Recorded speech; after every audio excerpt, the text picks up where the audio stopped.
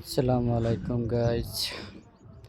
এই দেখেন এটা ওমান স্টিল কীভাবে বানতে হয় দেখেন।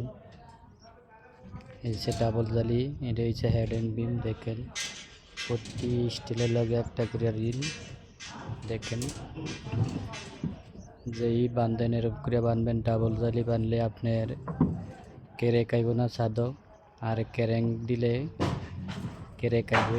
কিন্তু এই যে এভাবে ডাবল জালি বানবেন, হয়তো স্টিল কেরেঙের টেনে 5টা স্টিল বেশি লাগবে। ডাবল জালি বানলে আপনার চেলা কেড়ে খাইব না, বুঝছেন? এরকম করে ডাবল জালি বানবেন। দেখেন এটা ডাউন, পরে বাথরুম থাকবো, বাথরুমের 5 টেপ লাগানো হইব।